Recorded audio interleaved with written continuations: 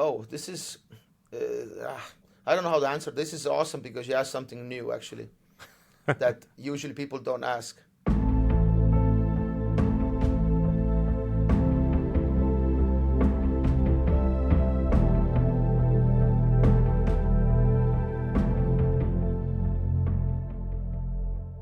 Hello, friends. Thank you for tuning into this week's episode of the Mayn Idea podcast, where today I have the pleasure of sitting down with Priit Mihkelson.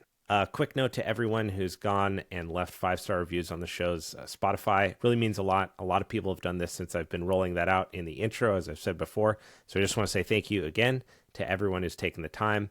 If you haven't and you want to support the show, just click the drop-down menu on Spotify, select 5 stars, and submit. It helps the show with organic placement and getting in front of people who value human performance, strength and conditioning, and Jiu Jitsu. I also want to give a quick update on the rash guards. The prototypes are being sent to me. I'm going to do a little product shoot with them and upload them first and foremost to the email subscribers on the site. So if you want first dibs on a limited supply of rash guards, go to www.maynideapodcast.com and submit your email.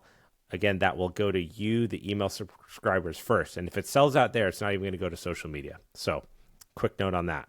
Priit Mihkelson is a 3rd degree black belt in Jiu Jitsu under Mat Thornton at SBG, who got his 2nd degree from Chris Hauter and actually awarded himself his 3rd degree. He owns Estum Jiu Jitsu in Tallinn, Estonia. To support this show, please check out the sponsors in the show notes. And ladies and gentlemen, without further ado, Priit Mihkelson.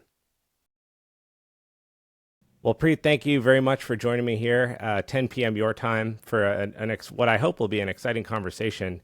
I've really enjoyed having some people on with varying perspectives and I think what online would call controversial views, which, again, I find hilarious.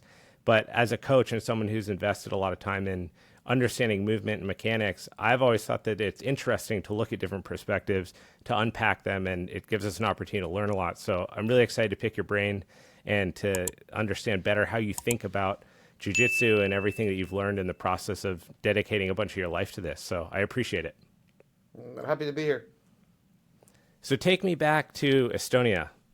Let's go way back. How does a man in Estonia stumble into Brazilian Jiu-Jitsu? My martial arts journey started when I was 17. I went to karate class. I played all my youth, basically from 3rd grade till 9th grade, till the end of the main school, we call it.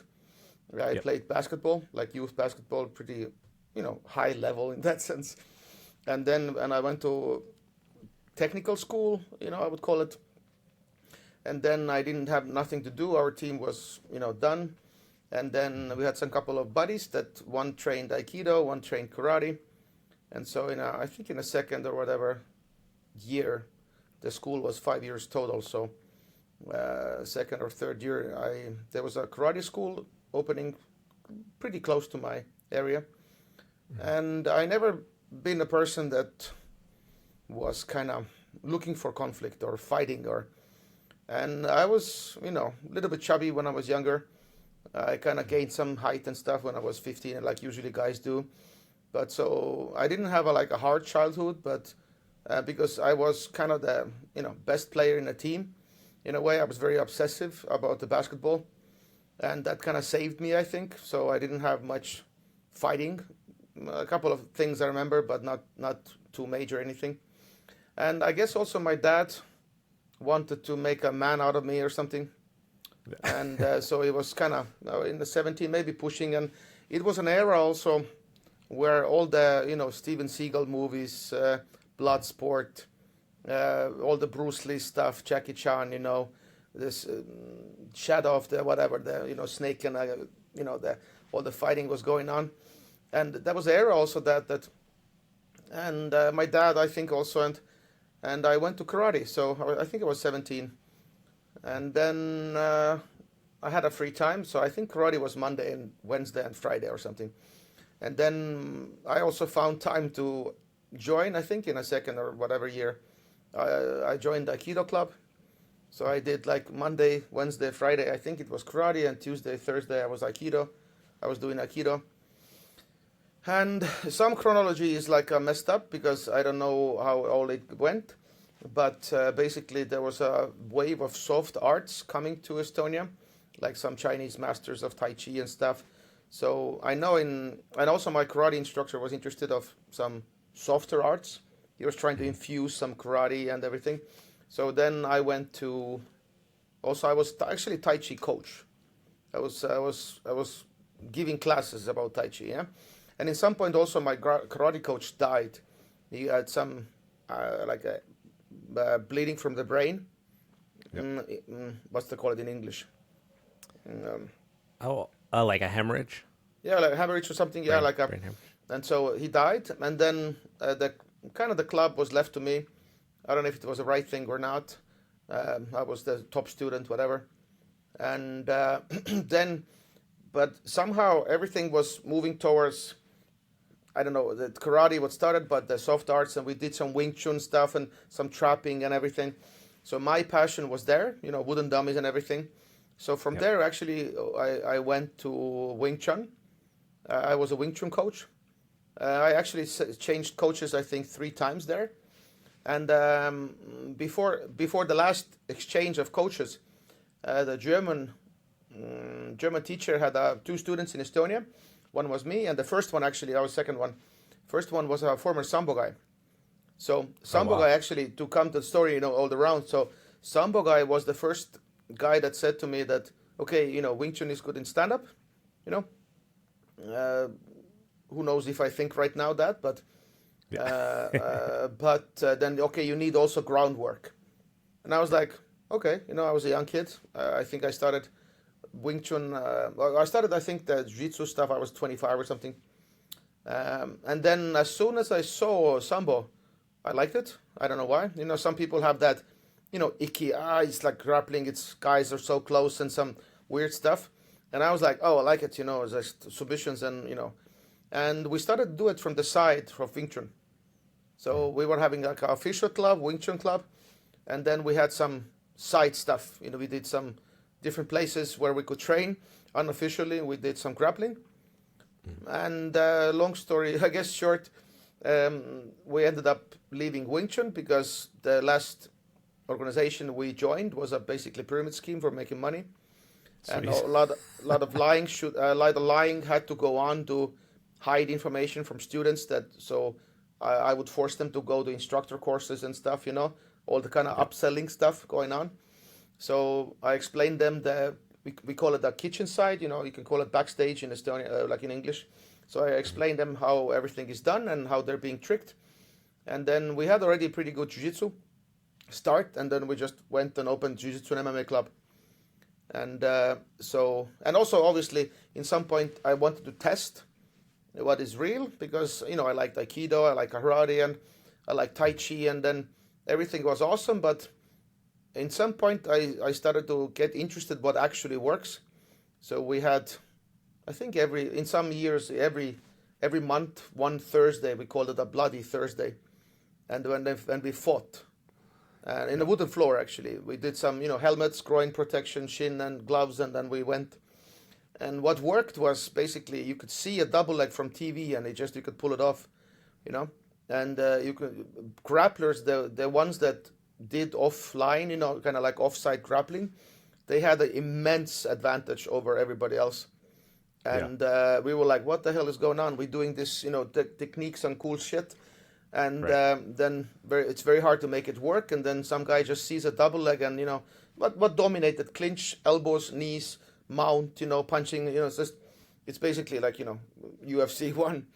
And we were fighting, and that was started to raise questions like, what are we doing, and why this Wing Chun stuff doesn't work. And they had their own excuses, the coaches that were teaching us that, oh, this is for streets and this and that, and and then in some point the pyramid scheme and everything, and kind of we moved away from that, and we explained the kitchen side, and we just left. And because grappling was more fun, we could test everything. There was no hierarchy, no bullshit, we just did what worked. And so that's my discovery through through Sambo person that was I think still till this day does Wing Chun actually here in Tallinn. But yeah, I'm done with that. I could also say Wing Chun is still, I love it for a different reason. But if I would have a bigger apartment or whatever, I would still buy myself a wooden dummy just to So when just to mess with that. when you're training Wing Chun, so I believe his name is Dan Inosanto, and I might be getting that name wrong. But he's a practitioner in Los Angeles, and so I was a big fan of martial arts growing up, and for a lot of the same reasons. I was obsessed with the movies. This was long before I ever found Jiu Jitsu and was able to practice it. And I always thought that looked so cool. And I had done Aikido as a kid, very little, more probably as like an after school program and not seriously. But there was nowhere to practice that. No one was teaching Wing Chun in the town that I was in. But I always thought it was fascinating. So when you're working with that dummy, with the wooden dummy, how much of that do you believe, and maybe your actions in your career speak louder than the words, but what of that is applicable in any type of altercation, in a face-to-face situation with somebody? So I would say like this. Wing Chun deals with very weird distance that is trapping. And that distance, when you look at a fight, it rarely happens this way. Either it's distance is boxing, either it's clinch.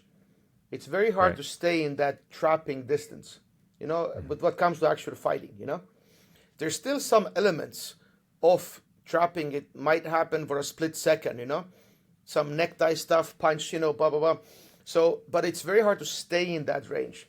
And if you actually see like some hidden videos about Wing Chun challenges and everything else, even for them, it's hard to keep that range because it all goes to shit because it's overreaction time.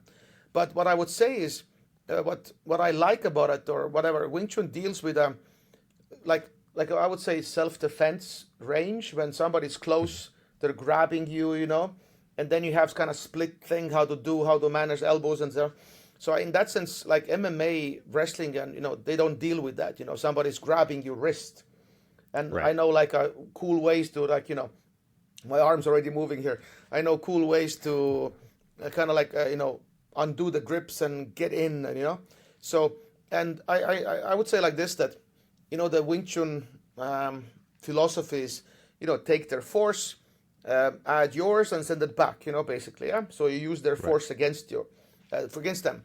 So I would say that philosophy is they're very loud, and that's what they do. Everything is basically counterattack. They're blocking and punching same time. And we know in boxing, it's very hard to counter, actually. Like every punch is a counter, That is very difficult to do. But that was the main thing. They're always countering everything, basically, yeah? But their idea, I like the idea because this is boxing, wrestling, jiu-jitsu every day. Because in jiu-jitsu, like we use that, they give us pressure and we sweep them, we send the force back. So in that sense, when we started to do jiu-jitsu, I could understand those principles, what they talked about, way deeper because this is like everyday reality for us, It's not always we can do counters, somebody pushes and we arm drag them. They're going to resist and stuff. But I could test that. I could live it, take their force, use your force also and send it back. And, like judo, they're pushing and then you go under them and you throw them. So that's basically like Wing Chun ideas. So, but because they don't spar even in their own rule set. So that's why they never tested. Judo is, you could say, let's call it a fake, because they have the rule set, MMA is the realest sport we have at the moment. We can push the boundaries. In their rule set, judo fights. So we know what works in that rule set really good. In jiu-jitsu, we fight. In NCAA wrestling, in their rule set, they fight. But in Wing Chun, even if in their weird rule set that what kind of punches and stuff they do, they don't fight. So everything is predetermined. Somebody's a bad guy, somebody's a good guy, And so it's more theatrical. If they would fight, they will get the real things and they could live it more. But everything, usually it's demonstration. Somebody, hits them like in a boxing punch and then they shine and boxer usually loses, And Do you yeah, see so the like in ADCC in WNO a lot or EBI, anything where it's a no-gi event where they have a stand-up prerequisite where you have to be standing for a bit. A lot of the hand fighting and wrist recontrolling and dragging and tricep control and clinch control and stuff. Within that, do you see anything where something like yeah, Wing Chun could be pulled over? Like, you're I kind of wouldn't already say starting to do your I hand wouldn't movements say there. Maybe you use them. I wouldn't say Wing Chun could pull over, pull off. I just say, let's say, there is an elbow position, which way I gotta do it. Like Bong Zhao elbow is this, Yeah. like you have a necktie. Somebody has a necktie. Wrestlers do this, have a counter necktie and they elbow shrug you over. Yeah. They try to. So those moves, I was like, oh, this is Bong Zhao. So Yeah. different moves, but is it Wing Chun? Just wrestling? It's a functional move, you know. So I have used certain things like Aikido. Also, there's a Sankhya control. Steven Seagal is very famous for that. I can use it in grappling, but I have a context. I know how to, let's say, control the human body. I can find that wrist and I can do a Sankhya control to you, and it will hurt. Right. So wrist locks like Nikio, like like Aikido stuff, Kotekaishi and stuff, they all work. But what Aikido people don't do, they don't fight resisting opponents and then they pull them off. Right. Jiu Jitsu, we fight resisting opponents and we can still do something to them, like arm bars and kimuras. They can also resist, and I can time it, adapt, try to do a Kotekaishi. So it's like there are, like, you could say, oh, Aikido works. Is it the proof that Aikido works? It's like those techniques works in a Jiu-Jitsu context, actually. And if Aikido would deal with resisting opponents, then they will figure out how the stuff would work, and Aikido would look way different because both of them would be fighting. Right now it's like choreographed stuff that one is falling and one is looking good and one is running over people, and then left and right people are falling. So and nobody, like, I don't know, people haven't been able to replicate that in a fight. We have some occasions, something happens, but same as like all those touching knockouts. So When you yeah, when you were in the started to really dive into jiu-jitsu, how long was it before from basically leaving Aikido, being much more involved in jiu-jitsu, to getting to a place where you started to feel yourself look at this defensive system differently and become interested in that? Because if we're being honest, majority of people, they get attached to submissions, right? That's the exciting thing. It's what they aim for, they want to do. What was it about defense that made you more curious and go, not only do I want to start to do this, I want to hash out systems and I want to really dive into how to make this effective? this I would say this. First answer is I don't know, because when you're in it and you live it, you're not aware of that. In a retrospect, I could look back and go, maybe this, maybe that, but this was all accident. This wasn't deliberate. Like, okay, I want this to be my career. So I could say like this. I would not say I was always interested of defense. That wasn't that. But I would say some of it would be, I was a coach. I was teaching early on right away. I remember cases, like we have to teach some escapes. And the stuff that we were copying, because we had all the DVDs basically, there was no Brazilians in Estonia teaching. And we always went out and stuff to Finland and Sweden and stuff. But we had a lot of times problems with current information of escaping. Because a lot of the escapes let's say I don't like, is like you're flat, somebody's holding you, you have frames, and then you bridge and shrimp. That falls apart really fast. If you test it, if it's same size opponent, they give them like crossface underhook, keep your frames, and tell them you can keep them, on a mat. You're not gonna bridge and shrimp. You're gonna be stuck there. So it's really easy test to do. And if you watch also YouTube, you see it till this day, people bridge and shrimp. It's really, really hard to do, actually. And we run to those problems. And I was like, something's wrong, that people are like, when we tested it, it was really hard. And then I would also give credit to, always I do, like to Saulo Ribeiro, because Saulo was the first that inspired me to think about turning my back also. because there's a famous also clip in YouTube at the moment when he's talking about turning away, and staying kind of, let's say he calls it running man. I do it a little bit differently. Doesn't matter really. It's not like, I'm gonna not talk about it's better or worse. It's just I use it differently. But there's a running man. And Tala was like, yeah, you can turn your back, it's totally fine. He's not taking your back, he's just behind you, I was like, Right. It's like one guy, 10-time world champion, just says this is totally fine. And that was, I know, the big inspiration that I was like, oh, that I will use his authority, that he's vouching for this, because I don't have his experience. I don't know that, And he's like, yeah, you can do it. It's totally fine.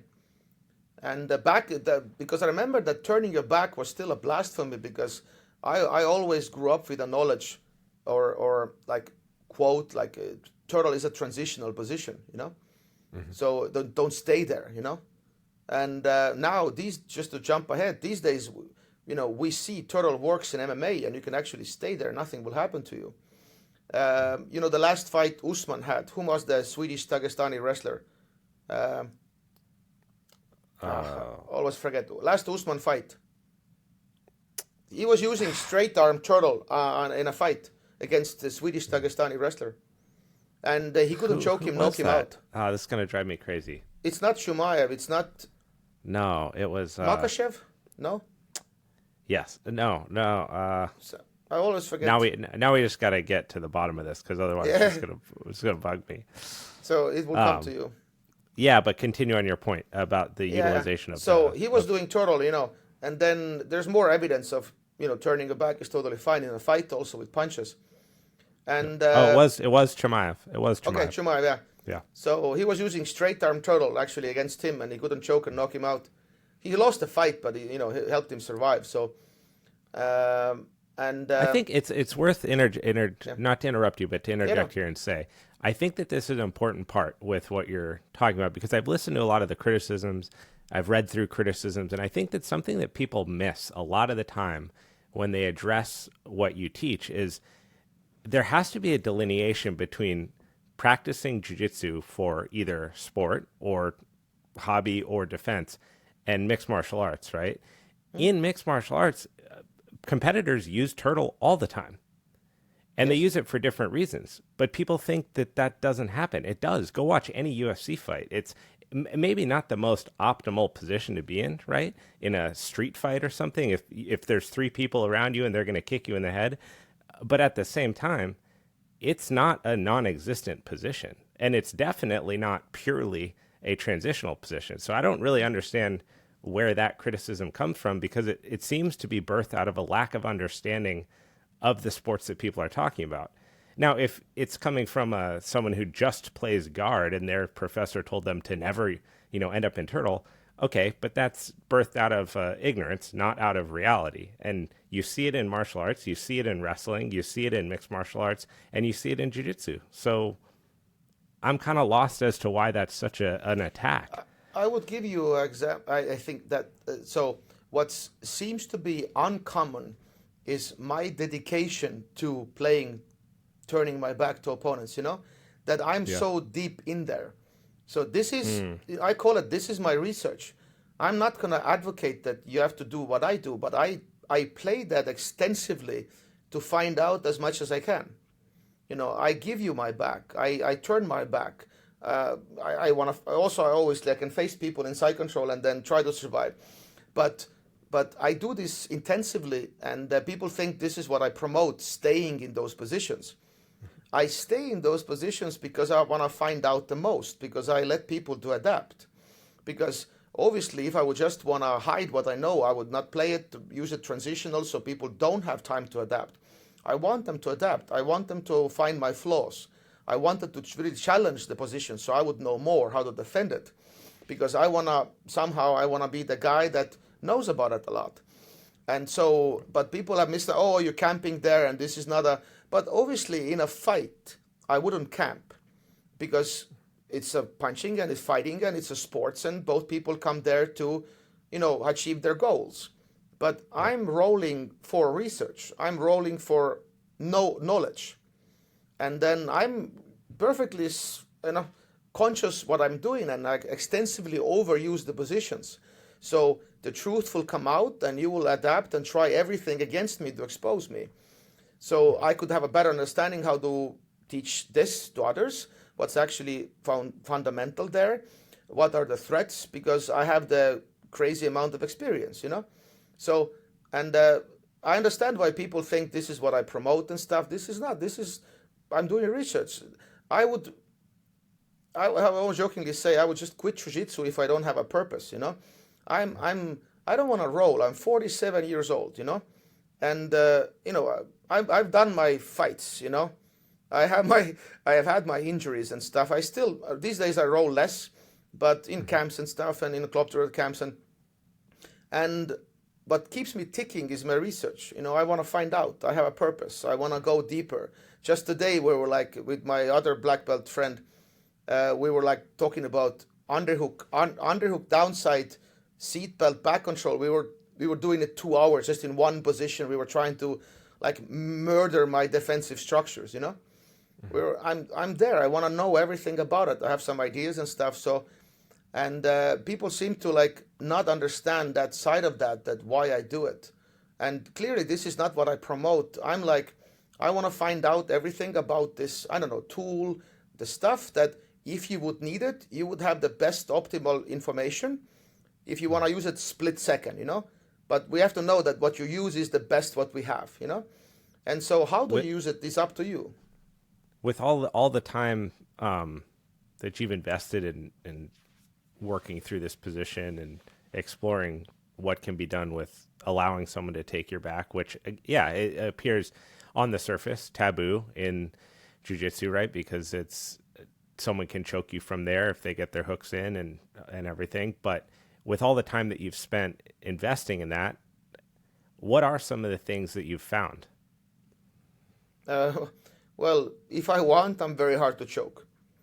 Yeah. What happens, sounds kind of cocky when I say those things, but I mean well. And there's always bigger context if somebody wants to take it out of context. But a lot of people, attacks are messed up because they just go for my neck. It's just like boxing. If somebody has a good defense, you're just not going to punch them in the face, You have to play them open. Yeah. So, but I know what I'm doing. I have if I really want to pull something off, I can do it. My conditioning and physical capabilities are not that high at the moment, but I can hold my own for a certain time.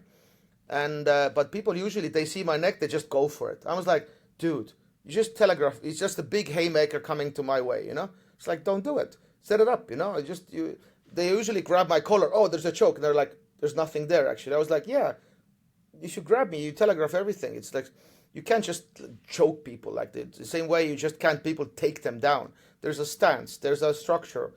Fakes and stuff. They happen for a reason in sports. So a lot of people don't train against optimal defense, let's say. Yeah, optimized defense. And so a lot of gyms also just, overwhelmingly train attacks. So, and this is like a self-fulfilling prophecy that, they train attacks, less escapes, and then that's why attacks dominate so much, And then you see evidence, defense is very hard, doesn't work because attacks are winning. But if you would train defense as much as attacks, you would have different results, And so I find that when I teach, and that's why I want to, I want to heal the world, I want to balance the equation a little bit. I want to make defense sexy again, I want to make it doable. I want to show it's not that difficult, actually.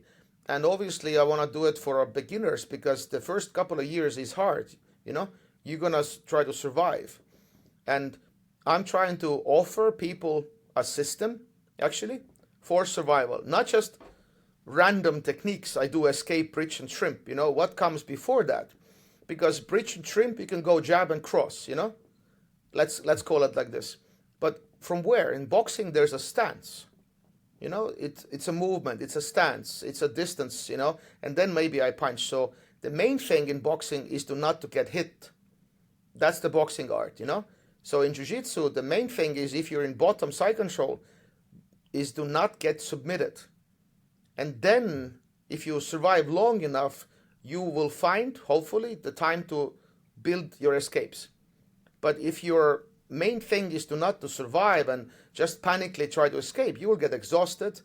Somebody pins you, they just hold until you're exhausted, they will attack you then. So main thing is not, obviously everybody says to me, oh, you have to escape the quickest. Yeah, you have to punch somebody the fastest. It doesn't work that way. So you have to find the right time.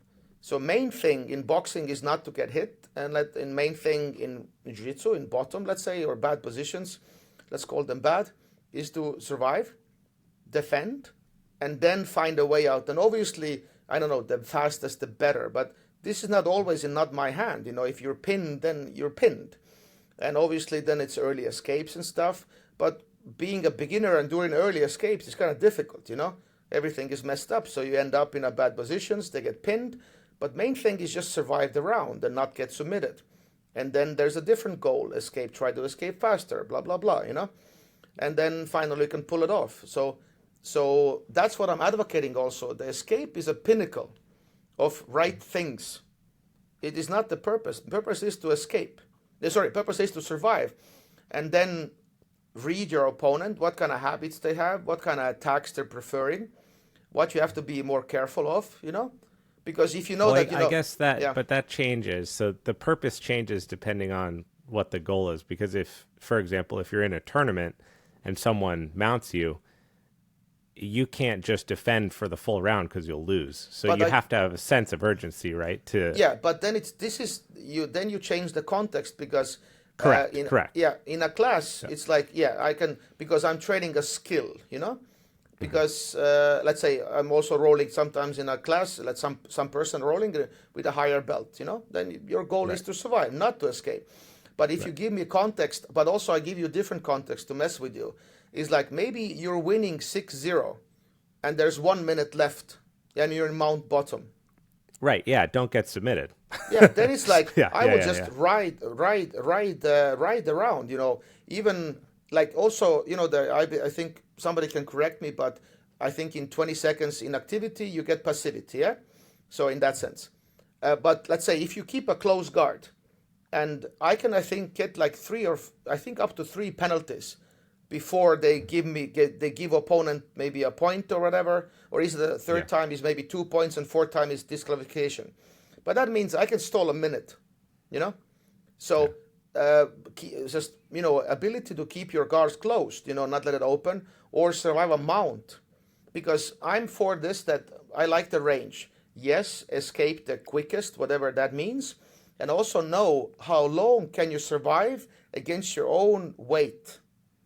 Because if you know that you have a minute left, you go like, I will survive because I can keep my own weight off of me like a minute. And if you have that knowledge, but it only comes by being there a long time, Right. I'm not advocating that you should still not fight back, whatever, but I'm advocating both ranges, because the skill is like, I want to stay there and survive, like a boxing, like a corner drills. I want to stay in a corner and learn to survive and be very comfortable on being in a corner because it's very difficult. And then I circle out, but I want to train those bad positions so I won't panic. And also, I think this is an important part in, I think, some of the distinction here and where the criticism comes for. Again, I think in some cases unfounded criticism, because they're misinterpreting that you're talking about. And obviously, someone who's going to teach something has to know a lot about it, right? So you have to spend a lot of time in these positions learning about them, figuring them out. But we'll use giving up your back, for example. You're not advocating that everyone goes and changes their jiu-jitsu strategy to just always give up their back. It's more that as a practitioner, you should be knowledgeable in those positions so that when and if they occur, you have the awareness and the patience and the structure to then escape and then advance your game or whatever. Yes. But often people overlook these defensive positions because they're not as fun to do, right? They're not as sexy. And so they're skipped. Or they're looked beyond as just say, hey, don't spend time there. Whereas, I mean, for me personally, I feel like some of the best drills that I've done are the ones where you start in the worst position, because you already know you're already beyond the point of, quote, losing the advantage, right? And now you have to learn how to be crafty And that's something that I feel like a lot of places don't invest time in because it's not fun. You're trying to keep students around. Yeah, and I think also big thing is, first of all, back takes happen. Yeah, if that would be just easy, Happened to don't me give your yesterday. back. Yeah, like if that would be like, oh, don't let them take your back. Yeah, thank you. No shit, Sherlock. Yeah. And they still happen. I should better know. Not I can't like we cannot avoid back takes. They will happen. So we better know what to do because avoidance is not the best tactics because we still see even good guys getting their back taken. So if they're getting their back taken, you will get your back taken. So you better know, and obviously now it's like how long you have trained this. If usually the back takers have been there longer and back escapers less. So that's like, self-fulfilling prophecy a little bit because it's a time issue also, how much time you have to train.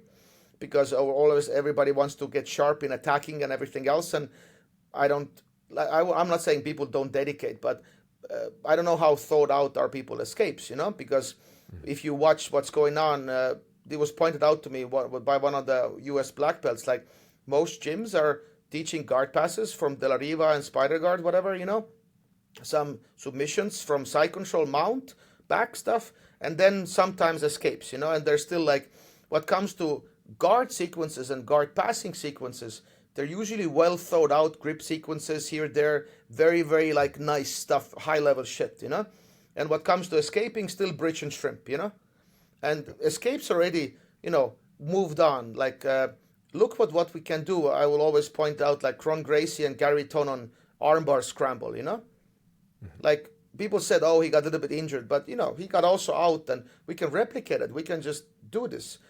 Defense is awesome in that sense. It's really, really like deep knowledge. And one of the best ways to push attacks become better is to have good defensing people, How do you know if you're a good back taker if you never met like a decent turtle, If I would say like, if you meet Eduardo Telles, can you challenge his back? Like if you have like an even decent turtle people, how do you know if you're a good back taker? But let's put like people that actually play turtle in a high level, and let's try, But usually that information is lacking, It's not well thought out compared to how well thought out different attacking systems are, and that's why it's hard, And that's why you see also like turtle people sometimes losing, because people don't train as much, and then I'm trying to balance it out. I'm trying to advocate. Do I have the best information? Who knows? We're trying to do the best one. But I'm trying to push it so people will study it more. Because compared to what DVDs will come out, you can go to Fanatics library and go defensive stuff or attacking stuff. You see that it's not 50-50 split, So it's still overwhelmingly, like people are like developing attacking stuff. But I think that defense actually maybe, like, leg lock defense actually pushed leg lock development to the crazy levels because people were slipping heels, Yeah. So I think the upper body defense can also push that. We will have some crazy exchanges, and so I'm advocating to push that envelope like higher, So if you've brought up the bridge and shrimp escape often, right? This is taught at all levels, almost probably any school that you go into, as if that transition is happening where they're about to pass your guard, you can bridge up and shrimp out and regain your knee and then go try get back to your closed guard and then set up your attacks or whatever. So if you are in this situation or a student is in this situation and you're trying to put in play your systems, what is a better alternative in your eyes, and how should people look at that exchange from basically being upright to then ending up, ideally not on your back with them on top of you, passed in side control, but what's kind of the Priit Mihkelson approach there to look at that differently? Because from my view, in an explosive moment, that is effective. So I'm trying to see the alternative there. Okay. So I use it as a very simple, like when I say bridge and shrimp, because people show it as a working technique. Yeah. And it has its merits. But I will a little bit go around at this, and then I give you like a visual test. But let's say if I usually ask, in seminars when I go around the world, when I ask let's say purples and up, yeah, I will ask them, how long actually you have done jiu-jitsu? Me? Yeah. I started in 2019, so I would fall into the purple. Okay. I'm Yes. purple brown. So I usually adjacent. I ask purples and up guys, is this bridge and shrimp your major, like a major part of your side control escapes? And usually people like purples and up go like, kind of like, yeah, I do it a little bit differently, And Right. they have usually, people go like, they build the legs up over north-south a little bit, And people, if I just go like, like a bridge and shrimp like they teach you, most people say they kind of don't use it this way, They have their own things. So what I would advocate always, I tell them like, exactly, we should teach what you guys use. So if you guys in the purples and up, you don't use as a main defense. So why would teach it to beginners as a main thing to use, So that's first argument. Because it's not like they don't use it, but if I say like, is this the main thing what you use? I was like, no.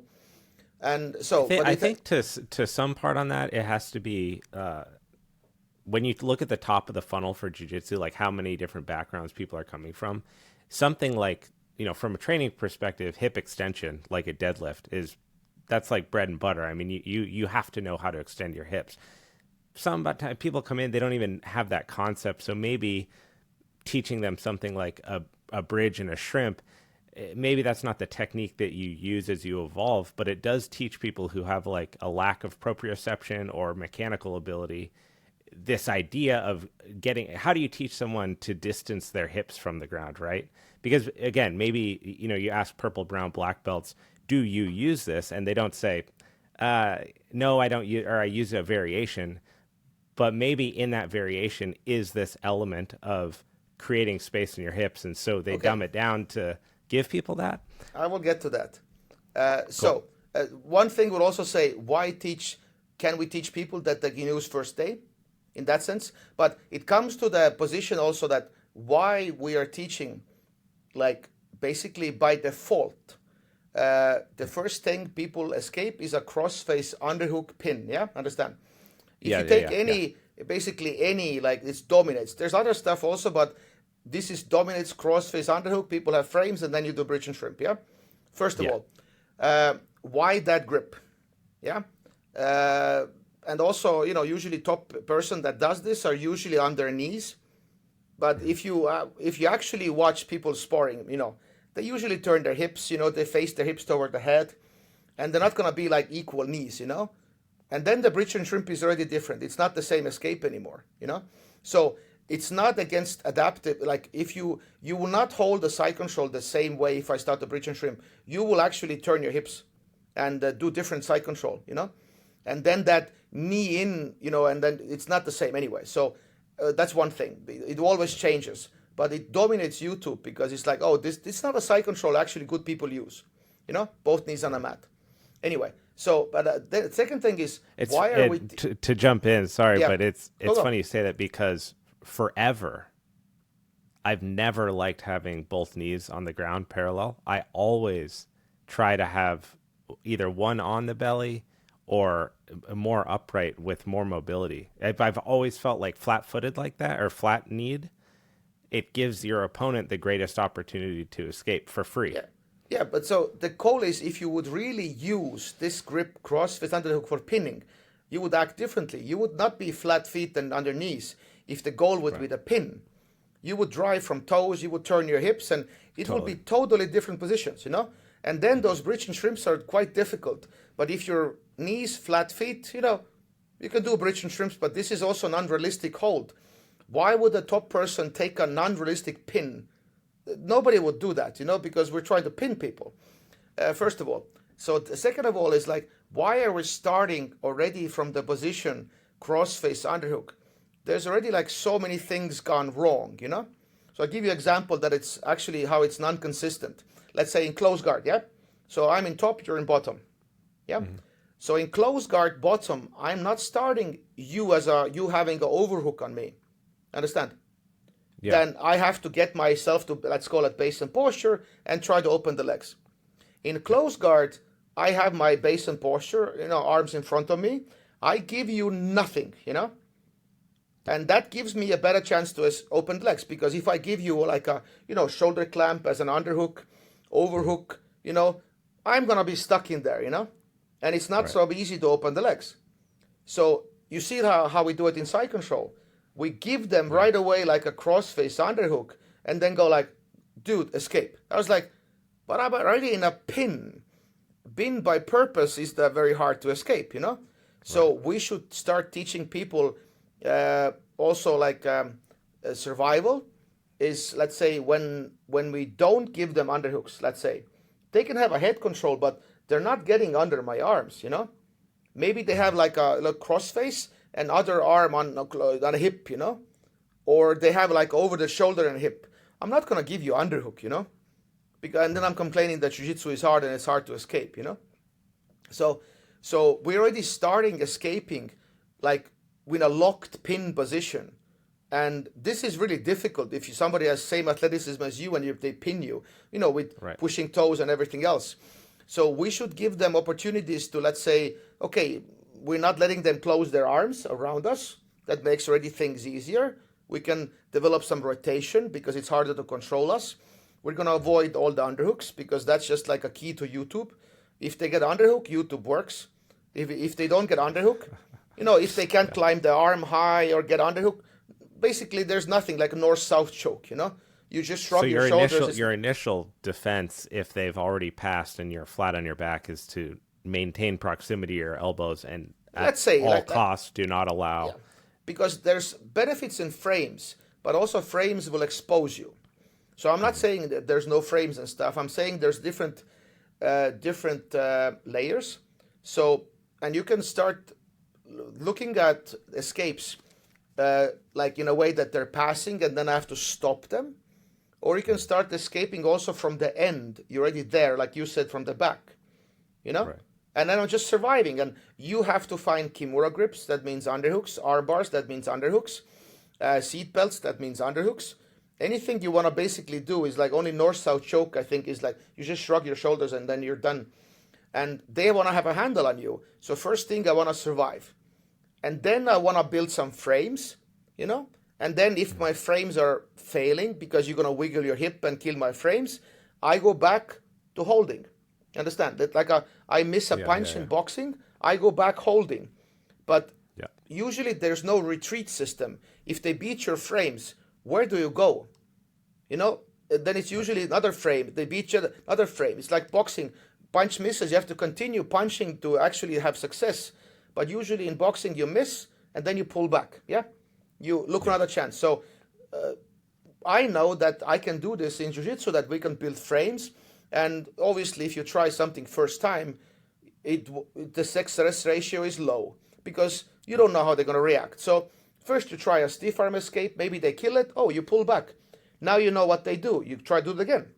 Because like throwing a jab at somebody, oh, they did this. And now I know how to build my combination up. So there has to be a like retreat system.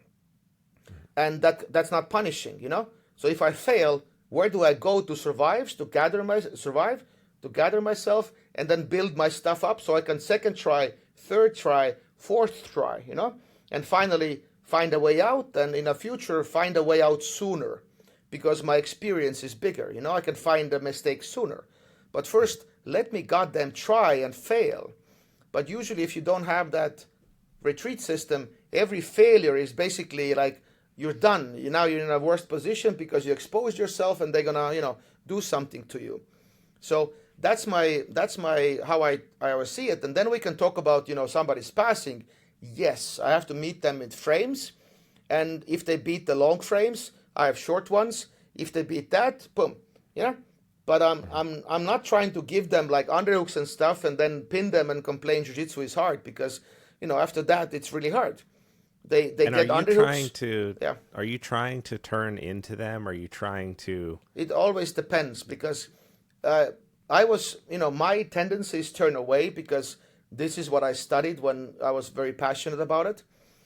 Because that information was kind of not developed. I'm not saying nobody developed, but it was, not developed a lot. And then I was turning more away. These days you see Jeff Clover turning away and doing goofy shit all the time. and he puts his name Donkey there. guard. Yeah, even like just turning away from side control, and then arm dragging and shoulder throwing people from side control. That's like YouTube videos you can find. And so it's not only me turning my back. And even recently, maybe a year ago, whatever, Ryan Hall came out and he was talking to Bernardo Faria and he was saying, don't shrimp, don't face them, turn away, get up. I was like, whoo.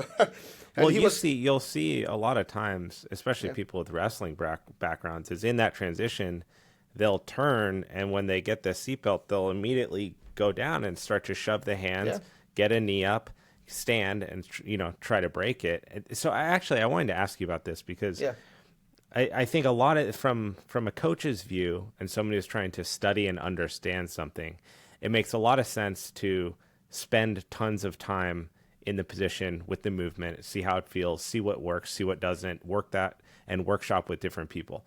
Now, if we can, for a second, kind of draw a line in the sand between self-defense and jiu-jitsu, how do your views change if this is a self-defense situation? So I'm not saying that this is a mixed martial arts fight. I'm saying this is more like altercation in the street, someone's drunk at a bar, whatever. How do you view these defense tactics and these kind of waiting it out and being patient and timing your escape, later after this war of attrition, and these sport jiu-jitsu tactics? Like, how did both of those items fall in place for you? I will throw it back to you because I know I will try to answer also, but I will because I get that argument sometimes. So, first of all, the context matters. Who's fighting? Is it me?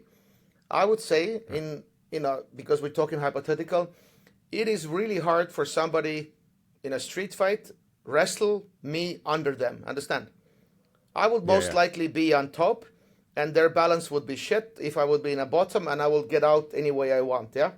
So, person that let's say just for clarity on context, because you're right. Yeah, I asked Travis Stevens the same thing, judo Olympic silver medalist, and I said we were talking about self-defense, and he goes, do I look like a guy that someone would accost in an alley? And I was like, tip my hat to that. True. But let's say that this is, for sake of the conversation and these two different facets, a similar sized individual. So if it's you, someone your height, your size, if it's me, someone who's 5'10", 175 pounds, where do these tactics or approaches or techniques fit into that? So I'll still say, like, self-defense, I understand what you're asking in that sense, not trying to be asshole. Not at all. Yeah, so it's a little bit about MMA also because, I had an MMA club. Now we don't, so I've done MMA, I've coached MMA, so I have some experience.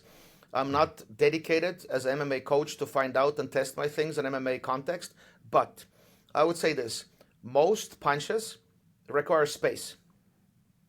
And if you decide to punch me, that means, first of all, your arm is leaving to create, momentum, and plus you're not attached to me.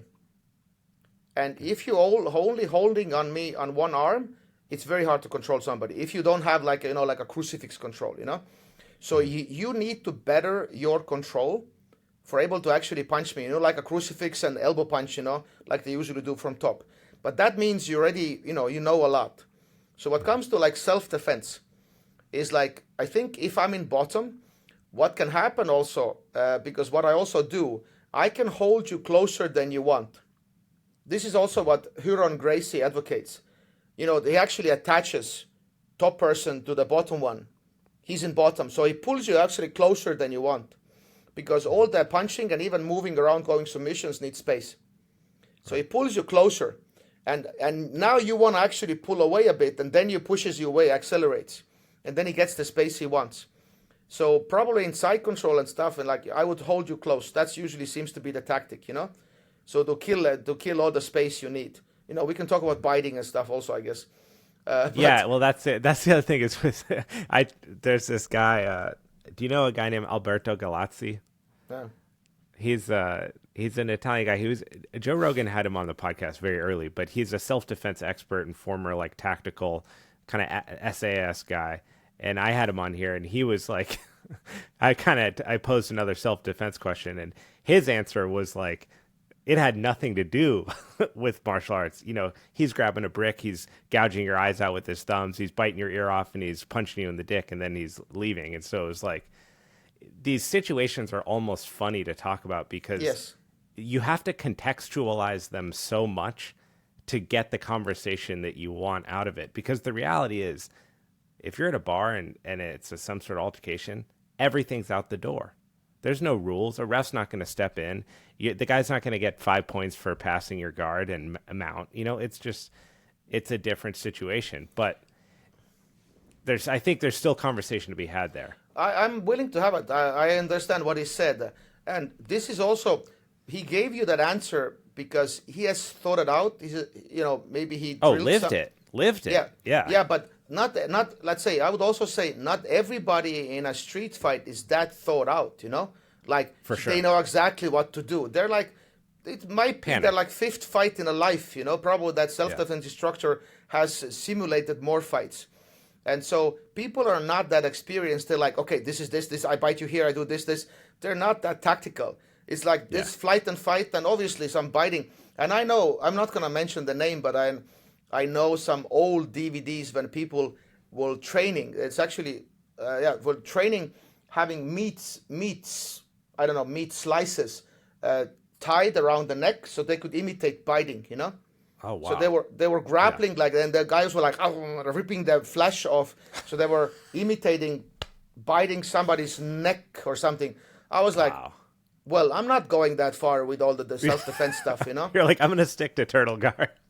Yeah, so it's a very hypothetical, and I don't want to be an asshole, so we can easily talk about it. In self-defense, let's say, so I would most likely try to keep you close. There's a lot of head covering, so probably have to be aware that keeping your, teeth away from my neck also, and obviously. I want to stay on top a lot or, get to top and stay there, not going for arm bar from mount, So it's a lot of, like, tactics would change because of the environment, So, right. And but what I will say more. Because my positions, I use them for people to calm themselves down, because they're safe, they have somewhere to be, somewhere to fight for. And obviously, I advocate, if you can find the fastest way out, take it. But as a beginner, it takes a while to understand that and to pick the fastest, So obviously, in a fight, in a self-defense fight, I want to get out as fast as possible, But that means to make the best possible decision under that enormous stress that my life is in danger, I better have the most experience to being under somebody's side control. Understand what I mean?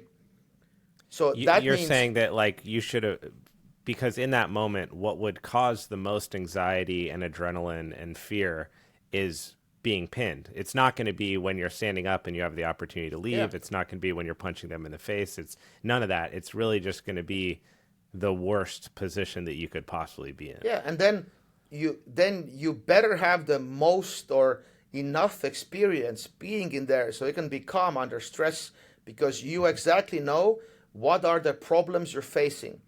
If you haven't been there, side control, then all the panic kicks in because oh shit, you don't know half of that, what's going on. And then you will have a very bad reactions, So, right. So that's what I'm saying is I don't think you have to be there infinite amount of time. There's certain amount of time you need to spend on side control bottom, who knows what it is. Under different grips and stuff, so you would understand what's the magnitude of the problem, what can happen, what kind of submissions, what they want, and then you understand everything. That makes you calm. You can start to, and first of all, also this is what I also always compare to boxing. I'm not a good boxer, but it's visually different. Let's say first, if you're thinking about in boxing, where's your legs and stuff. And oh shit, they're gonna punch me, you're gonna not punch anybody back, because you're so concentrated on just keeping my feet, keeping my balance, defense. You're not gonna see any openings. Right. After you start to just being balanced, your just legs are in the right positions, and then you just defense works, And then you start to see openings of the attacks. So first, we have to make people calm, that they have their structures, they have their defense going on by second, let's call it second nature. And then you're safe, and then you can look around. Okay, I know that nothing's going to happen to me. Let's say like this, yeah, ideally, that I will defend, and now I'm going to check out, and where's the openings, But if you're so worried about attacks and you're just so concentrated on yourself, it's very hard to find like openings for escape. So that's what I'm advocating, that it's not like, 10,000 hours, whatever, but there's ways to accelerate that and make you very aware. The comparisons, I think a lot of times people will criticize using other sports to talk about examples in a different sport. And they go, well, yeah, but that's boxing. And that may be true, but the reality is that when you've trained multiple mixed martial arts, like you train Muay Thai, for example, if you have no defense, and if you can't check kicks, and if you can't defend your head, it's very hard to feel confident in getting your kicks and your punches off because you're so afraid of getting countered. So you have to understand how to defend yourself to create space and timing for offense. The old saying in football always, the best offense is a good defense. But there's actually a lot of truth to that, because especially I think for new practitioners, that anxiety and the spasticness and the crazy, sporadic movements, those all come from panic. And panic comes from fear of ending up in a bad position. But if you understand the bad position and you actually spend time there anyway, then you're not as worried about getting there because you're confident that you can get out. It's like the first time that someone, just kind of like smothers you from mount, it's horrible. But after you've been in that position a lot, you kind of realize that you just got to wait, find your breath, and then work your escape out of there. So if you never invest in that, then it doesn't bring you back down to baseline. So see, that's why I don't understand, the backlash of Reddit, like say example, because when we talk, we understand each other why I do it, But I like I said publicly many times, I always take I do it extensively, way more, so others will not have to. I'm a martyr for others, So the jiu-jitsu martyr. Yeah. But I think the reason people do that, and I think that Reddit's very useful, and I think it's great for spreading a lot of good ideas. It's great for conversation, interacting. But the difference is, think of how many comments that you've gotten on Reddit over your life. And how many of those people you've actually talked face to face like this? Is it fucking zero, right? Because they don't take the time to invest, to reach out to say, hey, can we hop on a phone call or whatever it is and chat about this? Because they don't really care. They just love firing off criticisms. And in doing that, I think they misunderstand. There's a value add to what you're doing. You're not saying that every jiu-jitsu practitioner out there should just start turtling as their entire game. But if you don't understand that position and where it can be useful and when and the context, then you're doing yourself a disservice. And that's true. And that's true especially if you care about improvement. So, by the way, I'm always willing to talk to people, and I haven't posted it for a while, but I usually somebody mentions my name again. And then I usually post, if anybody wants to have a discussion, let's do a Skype or Zoom call. Let's record it, and we put it publicly up to Reddit. And nobody has taken up that yet, So yeah, I'm not surprised. So that's always there. I agree with you, because you never know who you're dealing with, But let's say like this, because I agree with you what you said before. And if you don't know what turtle is, how do we play effective turtle, then how do you teach backtakes from turtle, then you end up with a weird stuff that I have to face kind of not daily, but a lot. Then they play weird turtles, and then some magical backtakes happen. I was like, but that's not how it happens, Right. It's not going to be that. So why would you not be interested of what actual effective turtle, how it looks? And now, because of what I do, I know the turtle is so big. We have straight arm. Actually, I teach now when I go around, and I teach straight arm turtle. We can make NCAA referee position work in Jiu Jitsu match. And I can teach it with a constrained approach pretty good. And I play still head on a mat and elbow. I play now elbows on a mat and straight arms and everything. So turtle has evolved a lot during my first public class about it, 2017, because I'm trying to prove myself wrong all the time. And how do you teach backtakes? You know, what kind of position the bottom person will take? Imagine that I think coaches should have responsibility of, you know, like, okay, we're doing this because this is the current meta. This turtle is the one that we have to beat, you know? So, you know, but then you see weird ones, people getting seat belts like in a split second, hooks are going in like left and right. I was like, no, where's the defense? Where's that? And then you meet somebody actually good in turtle, and then you go like, oh, nothing works, and nothing works against you. I was like, yeah, but you're used to attacking the weird turtles, you know? And so what would your comment be on part of an effective turtle, in my head at least, is mobility and flexibility tend to be an important part because of your ability to close the distance between your elbows and your knees and get your midsection close to the floor to shut off opportunities.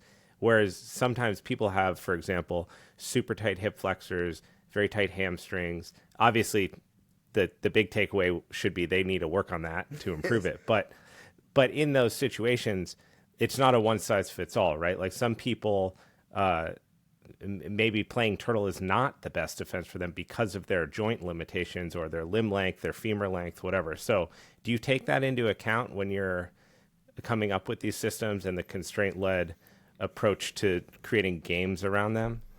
A bit. I agree with you. Let's say if the head is on a mat and then some people have thick legs and then they can't put their, you know, butt towards their heels, I think.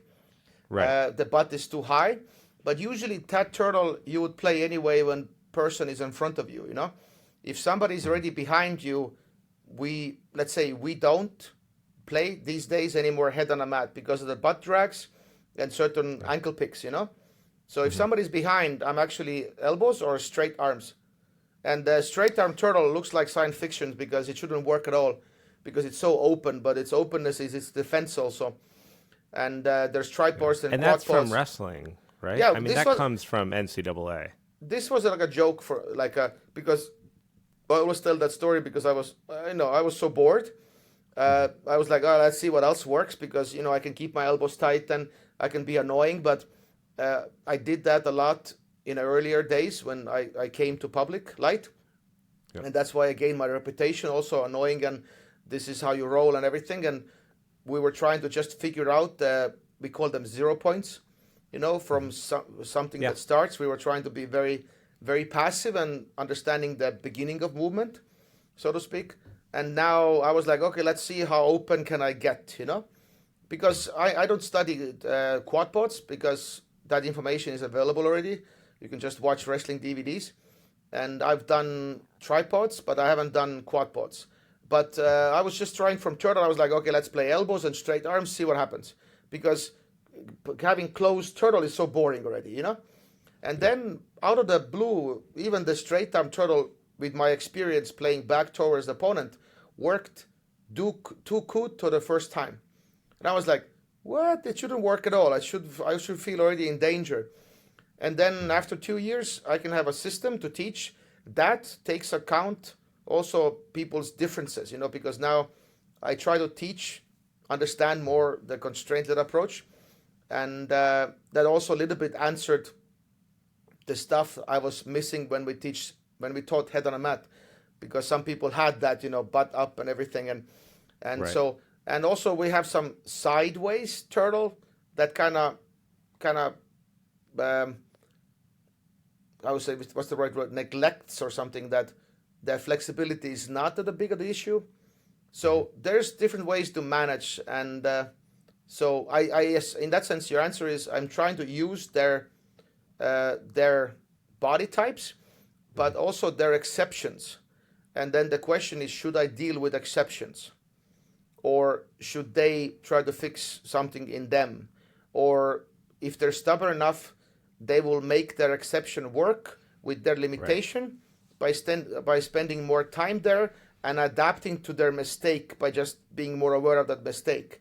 So because you can make, in that sense, you can make anything work in a way, but I just feel that the turtles we have, it's easier to make them work, in that sense, let's call it. And if you have some weirder structures, you can still make it work, but it's more difficult, let's say, yeah? So people with exceptions, I think if they play it long enough, they will adapt to their deficiencies and will find their own way and their own maybe forced transitions because they can't play it optimally. And they need some moves right away to help them to escape or something, compared to me who can just stay in turtle and I don't need some special defensive moves to defend myself, so I can be more relaxed and make it, maybe play it more broadly. So if you stay in turtle, right? I mean, eventually you should want to get out of it, I would imagine. So if you're rolling, or I mean, I can't picture a couple hours of training where you never advance the position to try to gain an advantage. So what is kind of the next step? So let's say you're rolling with someone and they go to pass, to side control, you roll away from them and you go into this defense system and they get really frustrated. They can't roll you. They can't get good seatbelts. They can't attack your neck. They haven't seen the straight arm position before, so they're trying to figure out how to get around it.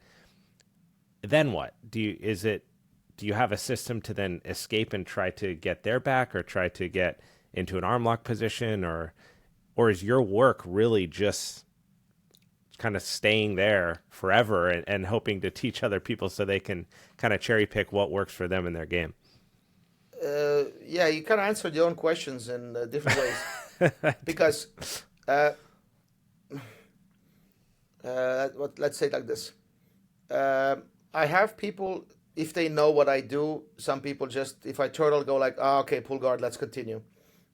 They just let me out because they know it's going to be a mess if I really want. These days I play more. I let them take my back and stuff because it's more fun. I want to practice different stuff. But also if if I have to really try, then people are like, oh shit, okay, pull guard, And then I'm just, they allow me to escape. I actually have as a one win, but I actually have a one win by somebody quitting on me on a mat and just walked off. Because in the early years, I was very annoying to roll with. And then brown belt, somebody was just, what's the effing point? And then after, 3-4 minutes, he left because I was So you just went, the match started, you slap hands, and you just went down into turtle? Maybe I play guard, maybe he passed, and I turtle. I was super defensive, super passive. I was trying to figure out my stuff, test it.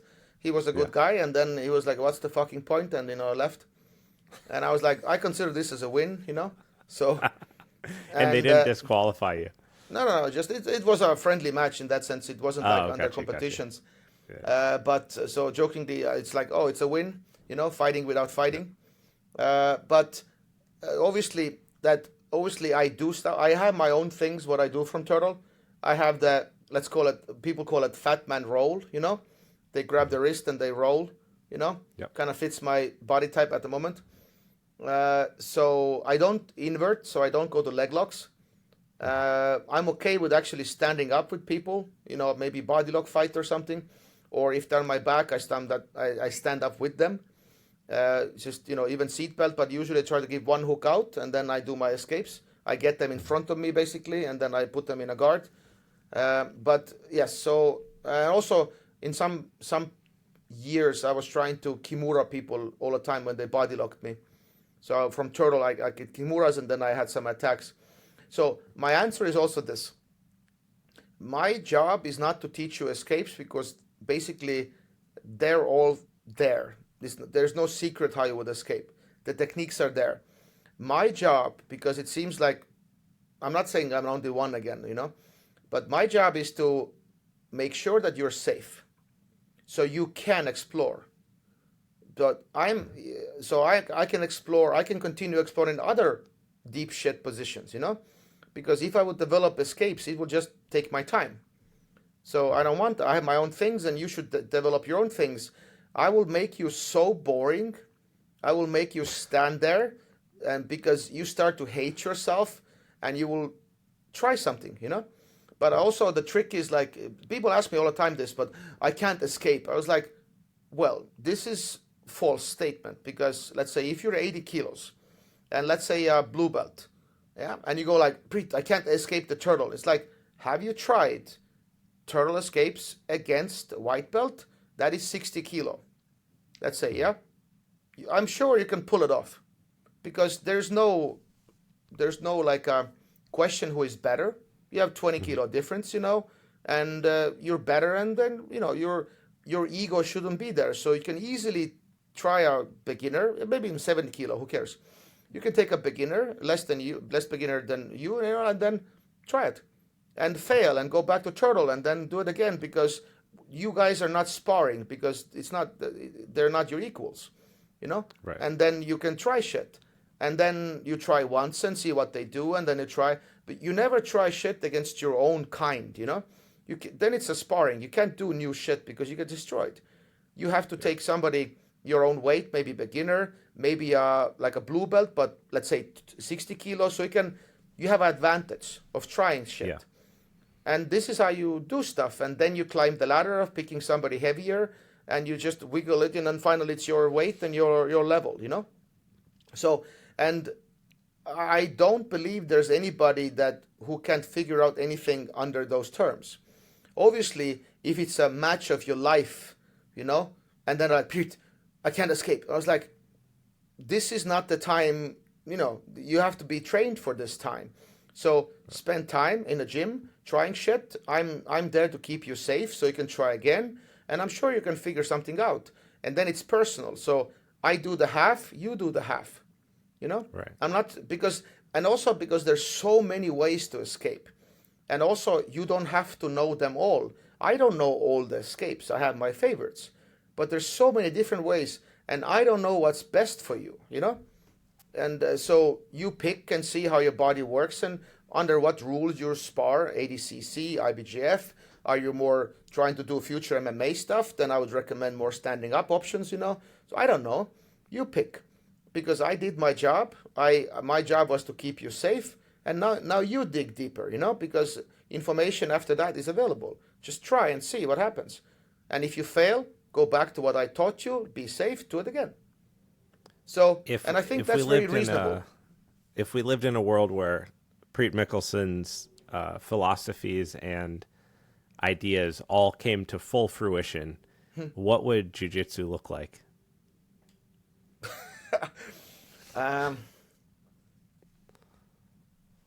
This is, I don't know how to answer. This is awesome because you asked something new, actually, that usually people don't ask. But I would guide that towards usually what I try to answer and what's not my written mission statement, but I would think beginners would stay longer in jiu-jitsu. First of all, because the main thing is to make those first years fun to go. And my job seems to be that you're aware what's happening to you. And if you know what's happening to you and why this is happening to you, I think it's easier to accept what's happening. Understand? Because if you don't know why they're keeping you or holding you and why they beat you up and there's nothing you can do, I think this is torture, you know? And I think it's really hard to tell people, do it again, enjoy, you know? But if you know why things are happening, if you know why you're getting pinned because you gave underhook away, you know? So now you go like, next time I try better, you know? Because you know what happened. So I think we can make, first of all, making people stay in jiu-jitsu longer because they enjoy more because they have to go through this. Yeah. And also I would say differently, I would hope we would see more crazy defensive sequences like scrambles in the fights. Because, you know, Gary Donan, Gron Gracie, one of the craziest ones, you know? And let's say arm bars even that people were like, what the hell? You know, Vinny Magalhaes and Fabricio Verdum, you know, the famous one that everybody thought that the arm should break, but it didn't. So that's what we call reverse hitchhike. And obviously there's some flexibility involved, but we know also we can predict and we can re-engineer why it was that, because this was my study for 2.5 years, the reverse hitchhike. And because I was like, what the hell? Fabrice Verdum, 10-time world champion, whatever it was, couldn't finish an armbar? What? Yeah. You know? And then Ron Gracie, and then was Dan Hardy and GSP fight. There was an armbar. There's more of those. Muhammad Ali and Maragali. There's more stuff, you know? So we would, I think, when the defense would be high, we would see way more crazier exchanges, because with leg locks we will see them. You know the crazy leg lock sequences. People just go wild because they're so well. Roll. Yeah, but usually what comes to upper body, they're, I don't know. I think they're more, I don't know, rare. You know, so to speak. Yeah. And somehow, like I think it was ADCC was 2 years ago now. I think, yeah. So. Correct me if I'm right, but people said in last ADCC Worlds there was less leg locks. Yeah, I think there was immensely less leg locks, and still there was arm bars and rear naked chokes. You know, right. So somehow I will also even say this: somehow upper body defense. I don't know why it's so why it's not sexy enough, but also I think it's harder, because I'm actually specialized in upper body. I will never say I know everything, but I know already, I think, a lot, not everything. Still, everything continues, the research. But seems to be like armbar escapes and everything. They're more difficult. You know, leg locks, we're hiding the heels and doing crazy things, you know. And the people are not even leg locking each other these days that much. But still, arm bars and stuff, and I think, we still see some escapes, but I think those Kimura, Tarika Plata, arm bar, whatever, you know, we can make more sense of them, because I think leg locks were behind, but now they're caught up with such a awesome level. What we know at the moment, you know, it wasn't 10 years like this. So, but I think upper body hasn't gotten that upgrade yet, I think. And you don't fear that two competitors in ADCC under the Priit Mihkelson world would hear the ref say fight and then both turtle? But also, I think I would say this: in a perfect world, nobody would score in ADCC, because Mo has said himself that if you have a good turtle, it's impossible to score against you. So okay. I think. But then no one would watch, and they wouldn't have an event. That's the problem. But I would also. It's crazy that first of all, ADCC is not fixing that rule, because it's an overpowering rule. Yeah. Mm-hmm. First, every sport usually, if something's overpowering, they will cancel it. They will, make it disappear. ADCC is still using. That's kind of wild, actually. But like ADCC, if you have a good turtle, like if they sweep you, turtle, take you down, turtle, and if you can defend yourself there, get back up so that you're not taken down, back taken, it's impossible to score against you. So then why the hate? In that sense, turtle in ADCC is essential if you want to get 0 points against you. So and also I would say, in that sense, just to jump to the other one, IBJJF, I don't know actually why turtle is not so IBJJF, I don't know, not friendly, but why we don't see it so much, because turtling in IBJJF avoids 3 points. Because if they pass and if you turtle, they get advantage. And if you get flattened, that's 3 points. And we know how hard it is to, take back 3 points. And I think it's probably like from a sport that already struggles. If we're talking, again, context matters. So if we're talking just about IBJJF, in a sport that already struggles for viewership and understanding, maybe people, I think people just don't. If you don't practice jiu-jitsu, if you're not invested in understanding it, even if you are, like watching a gi jiu-jitsu match, there can be exciting moments. I thought Worlds this year was beautiful and there were amazing matches, but a lot of times it's not. And if you have something like people turtling almost as an offense, I think visually it's super confusing for people. They think they're about to watch what they think is jiu-jitsu, and then all of a sudden someone's just on all fours on the ground and they're like, what's going on here? Could be, because, the IBJJF killed. I was in an era when turtle actually was points, when Telles was fighting and he did sweeps from turtle and he got 2 points. And now IBJJF, if you're on your knees, you can't score. If you do a peek out from the turtle bottom, there's no scoring, So Yeah. IBJJF kind of killed that also to make it interesting. People are not incentivized to go there because there's no points from there. Also, if you do a double leg from turtle, you have to stand up for 3 seconds, then you can shoot, and you can a little bit Right. scam the rules, but otherwise you can't. And Yeah. I would say also in that sense, ADCC with all the turtle rules makes it boring, because it's impossible to score, and then it's 0-0, So Right.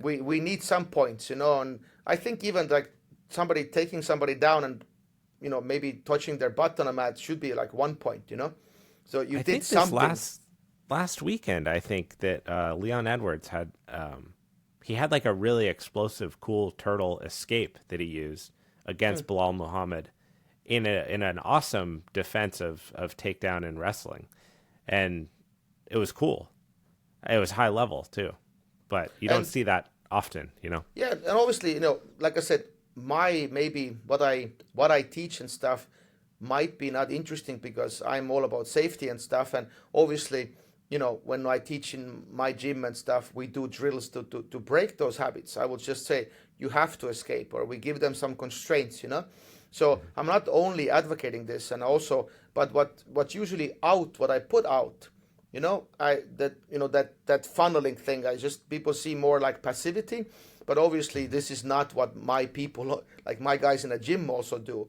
So I have to break those habits with different drills and stuff, different focuses, so I force them to move, and they have to develop stuff, because in this drill, in whatever the game, you can't stay there, you have to work yourself up, and then, so we can break them, but also obviously in fighting, you already kind of have to know. I'm not saying the camping is the way to go, but you have to get there. So I'm trying to build a base so you're safe to try, like boxing matches. Nobody likes people running around, So, but we start good defense, and obviously to make a good fight, we have to go forward and punch. But we have to get to that. But usually surviving and not getting hit and then getting better is the way to go. And finally you compete, and obviously you go there to punch people, so to speak. Yeah, But I mean, look, yeah, like if you're competing in jiu-jitsu, you go there to if you're competing, you go there to win. That's why you're yeah. maybe you're doing it for experience, but like within the construct of a competition, you're trying to win, and you win by the rule set. So, yeah, but that doesn't mean that you shouldn't invest time and effort into understanding all your defenses. Not we've talked so much about turtle, but it's one facet of a bigger idea, which is to understand both the offense and defensive side of this thing that we love to do so much. yeah. So I think, we don't, I'm clearly stuck there, and this is, my hell, so to speak, because Yeah, to obviously, die on. yeah, if I get better at this, it's more comfortable to do this. So I go deeper and deeper, and it's kind of hard to get out. So I know this, and I don't think people have to do as much as I do, and they just have to get enough, And I would never say like it's 50-50, you have to do defense and attacks 50-50. I think as much as I know about it, I would even say 60-40, 70-30, because the way I teach certain structures that keeps just emerging all the time, I teach this way that against 5, let's say, attacks, you have one answer. So there are actually fewer things, like the equation seems to be, what I understand at the moment, that yes, somebody's attacking and bringing pressure, but also attacker, you have way more things to get good at, because every attack you do needs timing, practice, context. So defense seems to be, yes, you're under pressure, but actually compared to attacker, you have way less things to get good at. So equation is weirdly balanced, because I can take, my whatever the baby bridge position, and it helps me with arm triangle, kimura, tarika plata, and arm bar. I just get better in one position. I stay there, learn to fight there, and it, so to speak, answers those 4 things even more. Yeah. And even seatbelt fight, let's say a fifth, back takes, and then you have to get good in one, just surviving that, but your kimura, armbar, tarika plata, seatbelt, that's a lot of things you have to know to pull them off, So, so universe, for me at least, has built jiu-jitsu weirdly. They bring pressure. They have way more things to get good at, I'm under pressure, but I have way less things to get good at. And that's why I'm saying, like, usually people are surprised when they hear that because, oh, Preet, you're advocating defense. Yeah, but I'm a reasonable person. So I would say like 70-30. Whatever I know, I think it's enough because you need more time to get better at attacks. And that, I think also that ratio for people are maybe more acceptable, 50-50 is still like, oh, I want to do attacks, they're cooler. I understand that, and what they think, submitting somebody, is a cool thing. But also, I think not submitting is the most demoralizing skill, because you mean if you not being able to submit your opponent. because if you can't submit them, you will not take on the risk, So that means defense is the most more demoralizing skill, because if they have a good triangle, you have a good leg lock, okay, I can take my chances, But if there's no way I can beat this guy because his defense is everywhere so good, and he is only good in triangles, he will find a way to pull off that triangle because you can't beat him, So, and that's what defense does. It makes people brave, People are taking more risks because they know that if something goes to shit, they have, place to fall and they can recover, And, I actually really like that point. I fully agree with that. I think in jiu-jitsu, as you, even with something like, I'm comfortable not allowing people to pass my guard, and I put a lot of energy into the defensive element of that, but it allows me to take bigger risks on trying different offenses, because if I fail, I'm comfortable in my guard protection, right? But if I wasn't comfortable with that, I would never want to take the risk. And I take risk and fail all the time. So I wouldn't be comfortable doing that. So by understanding that defensive element, it does give you true. It gives you a level of confidence and risk taking that you don't possess otherwise. I usually also bring example of Gary Tonon when he fought. I think it was EBI or maybe something. Or he gave his legs to get access to their legs. He was coming like leg forward, pick my leg. So, and, imagine the confidence of just, fighting decent guys and take my leg so I get yours, Imagine that he had to be sure that you will not submit him. So, like, this is like, even like, Jeff Clover, he turns his back, and goes like, haha, And, like, imagine the confidence that is like, you can throw everything at me, I'm okay, And imagine that But this also, I think, this crazy level of defense lets him be the artist he is, if you talk about that, like jiu-jitsu side of what he's doing. He's free in that sense. Right. He can explore everything, His crazy match with Boogeyman's brother, Gio, I think. Yeah. He got out of everything, basically, And that's like a what? And Gio's a monster. I've trained with him before. He's like a barnacle made of jello. It's crazy. There's no disconnect. Yeah. So, and then, if he escapes and stuff, then Gio would be like, oh shit, I have to fix stuff, I have to know how to beat it, And only that level of escape will motivate Gio to go and figure shit out and maybe correct something, And so it's that's funny. I trained with this guy at my old academy for a while, and thinking back to it now, he must have consumed a lot of your content. I didn't know this at the time, but he would turtle up all the time immediately. And to be fair, I got really frustrated all the time with him. It was a great training partner, but I'd always be like, he's in fucking turtle again. And so when he would do that, I would sit on top of his back cross-legged, like I was meditating, just to get him to do something, because he could just sit there. He could sit there for 18 minutes, and I couldn't get a hand underneath the collar. I couldn't pick his ankles. I could do nothing.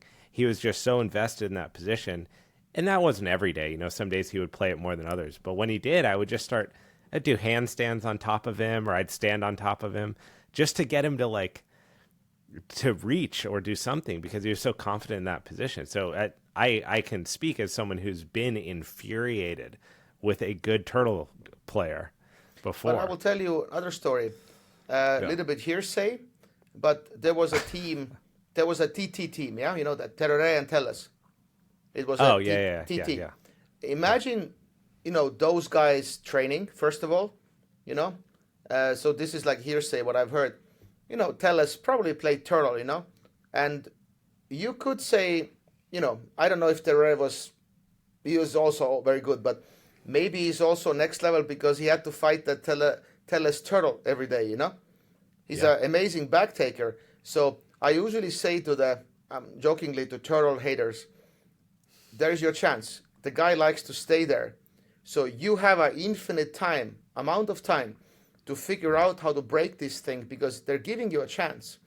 And if you can solve this guy's turtle who actually is invested, everything else you meet is a easy peasy, understand? So that's the challenge. Obviously, I say that, it's a social game and stuff, and, those guys should not also overuse their power, But Right. but if somebody likes to be in turtle, that's a lucky day because you can try everything you want, and see like, okay, this didn't work, that didn't work, and if you can solve it, your timing and everything will be so good that everybody that plays less close turtle, you would have easier time because you are adapted to their gaps. So that's the beauty of this, and that's why I think we need turtle gyms. So it's not only one crazy person playing turtle. We need like everybody, like average, like everybody being decent. Some people are more invested. Like some people are crazy guard players, and some people are like okay.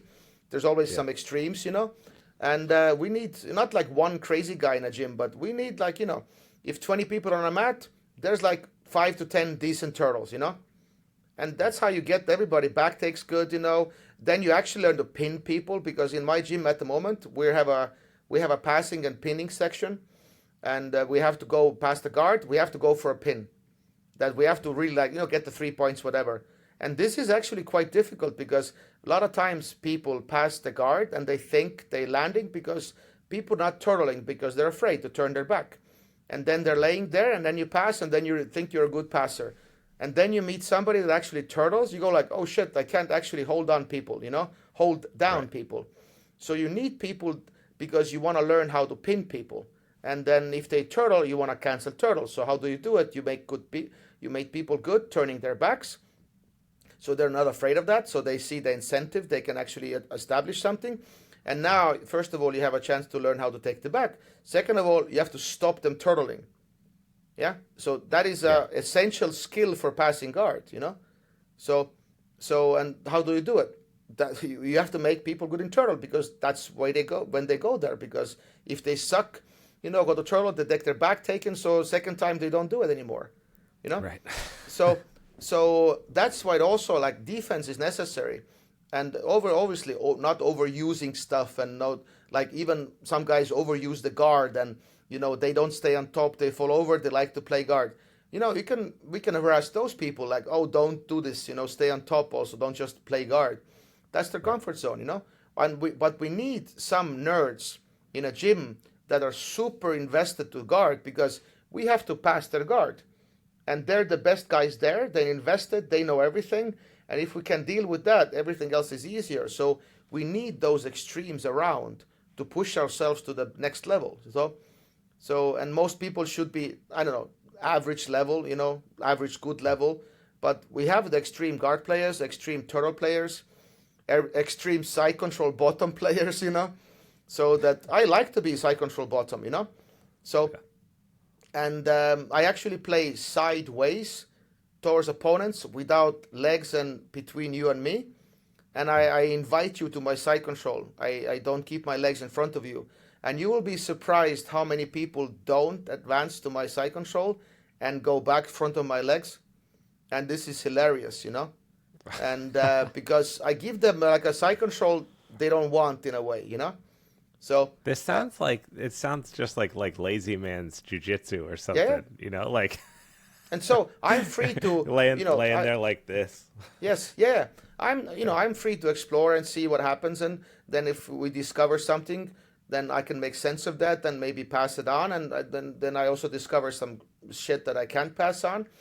And obviously, I'm free to explore because this is the art side of this, I want to express, and I'm good at this, and I can take risks and to find out. And because of that, our guys, let's say, know more about, obviously, in a gym, because I'm invested so much to that, and if they ever get to that level, they can tap into my knowledge. If they don't want, they don't want, you know. So we have different specialists in the gym so I ended up being this, and I think that keeps me ticking and kind of gets me up, in a bit, like to study stuff and see what happened and some defensive sequences, what happened in some recent fights, and that's kind of like, oh shit, let's do this, let's try that. And otherwise, jiu-jitsu seems so big, and if I want to try everything, it's like I get anxiety, a little bit, because it's if I have my niche, I'm happy with that, and I can make sense of that, and so kind of I like that idea also, that otherwise there's so much to do, how do I choose? Okay, somehow I found my niche that I like, and then we'll see what happens. Well, Priit, it's been awesome getting to talk to you. Yeah. I always like these conversations because I appreciate when people are willing to actually I don't say let the guard down like you had a guard up, but willing to talk about their ideas, talk about their perspectives, and do it in a way that's informative and fun. Because look, I mean, we just sat here and we had an hour and 40-minute long conversation, largely about an area of jiu-jitsu that for me is underdeveloped. So from that, these conversations are invaluable. And I know that the listeners enjoy them because we're talking about things that might be a little outside the box from what you would daily think about in jiu-jitsu. So I appreciate the dedication that you've put towards it and the information you put out, and then also taking the time to be here. Yeah, I'm happy to always to talk to, let's say, anybody who's interested. And I think those conversations will, I don't know, push the sport forward, what people have to know about it. So, and then they make their mind, and so they have to hear there's different ideas out there. And so I think those are very helpful. And if it's in a, this fashion, nobody's, doing this and arguing in Reddit, it's like we can have a decent discussion and maybe agree or disagree, and we can do it in a way that's productive, Absolutely. Well, I really appreciate your time, Priit. Thank you. Thank you very much. Yeah. Hey friends, Abe here. Thank you so much for tuning into this episode and sticking around to the very end. If you want to support it, leave a 5-star review on Spotify or check out www.maynideapodcast.com, join the mailing list, and stay up to date on all things The Mayn Idea, from future guests, sponsorship opportunities, products that I'm using to help me perform at my best, invites to ask me anything, and any upcoming pertinent information to the show. I cannot do this show without you. It is literally why I show up each week and put these episodes together. So thank you from the bottom of my heart from being part of the community. I hope you have a great day.